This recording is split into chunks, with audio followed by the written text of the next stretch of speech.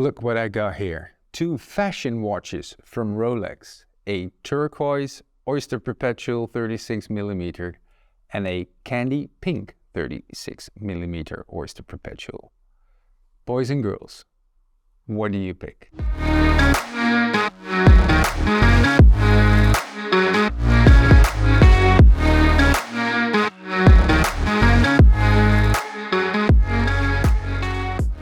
I'm not going to explain Rolex to you, but maybe I should explain the words Oyster and Perpetual. Well, Oyster with Rolex means it's a watertight case, and the name stems from 1926. What about Perpetual? It has nothing to do with the perpetual calendar, and it has everything to do with the automatic winding system. The combination of the two names, Oyster and Perpetual, came about in 1945, meaning you would have a rugged, waterproof watch with an automatic, precise mechanism inside the case. These two colorful critters were introduced in 2020 along with some other colorful dials. But actually, back in 2016, Rolex already experimented with a couple of really funky colors. When you look at the history, the long history of the Oyster Perpetual, you will see different dial colors. But it wasn't until 2016, I would say, that Rolex made a move into almost the world of fashion, the world of urban fashion. It became a little bit more sporty, a little bit more hip, a little bit more daring, with especially this one model that really caught my attention. It was called the Red Grape.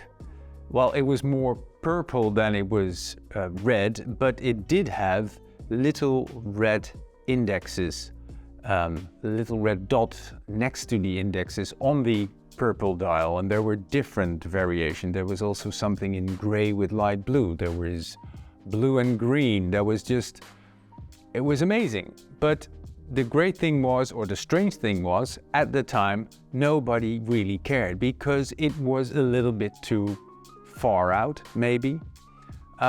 So especially the model in 39mm was fantastic, but they got discontinued. And then 2020 happened. 2020 saw the introduction of these so-called Stella dials. Stella was a company that in the 70s made brightly colored dials for Rolex. It was lacquered enamel. These aren't lacquered enamel, but they do have that same soft touch, glow, non-glow. It's not a glow. It's more of they kind of absorb the light. They look very soft, whereas the 2016 models had a sun ray finishing. They look very harsh. These are way softer. But also in 2020, nobody really cared about these two. A lot can happen in 2 to 3 years, because what happened with this turquoise blue dial that everybody calls Tiffany, well, of course, the Nautilus with the Tiffany dial happened. And when that happened, this color became hype. And in the wake of the turquoise / Tiffany blue color, the pink followed. And in a way, it doesn't surprise me. We're living in a world where everybody wears sneakers to work, where it wears jeans. Our society has become way more casual than it ever was. So with casual attire comes a casual watch. A watch that color matches what you're wearing. And that's why I dare state that this particular Oyster Perpetual, and also that one, is a fashion watch. People buy this watch because of the dial color. Is that wrong? No, it isn't, because you're wearing it.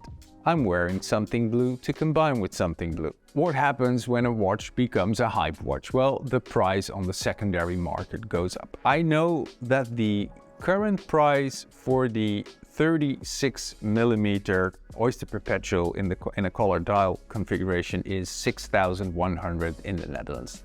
By the way, there's also a 41mm version of, not of the pink, but of the blue.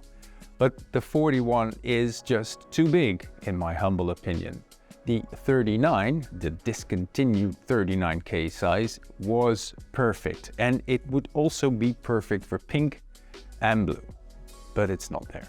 You can't get this watch at your local dealer. You can't get this watch at your local dealer either. You can go to the gray market, meaning you have to go online.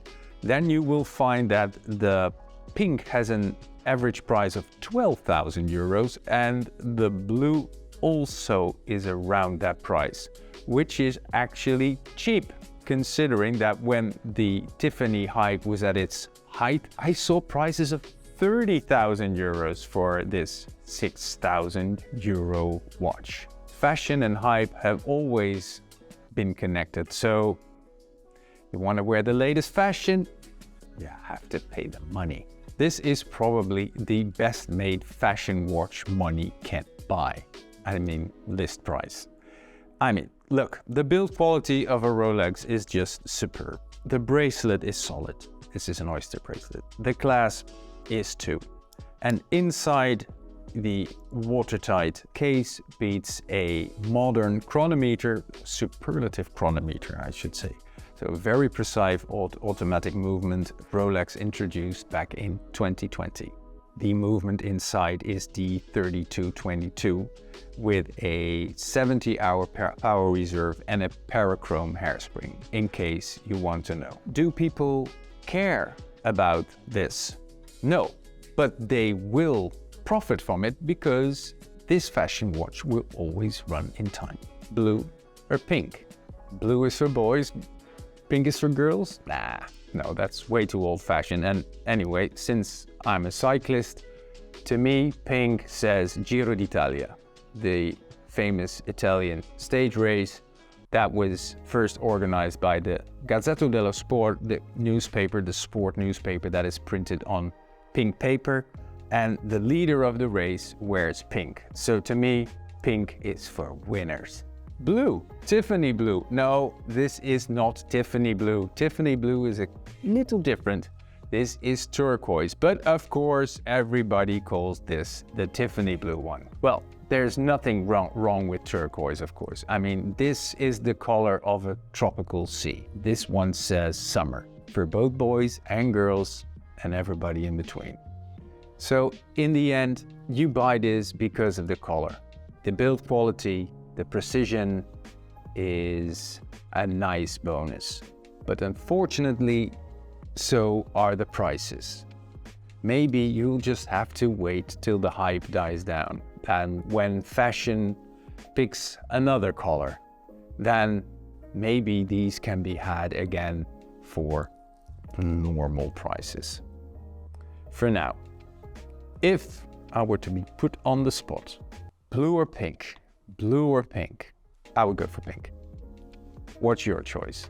Let me know in the comments, and if you like what you saw, like and subscribe, and we'll see you soon.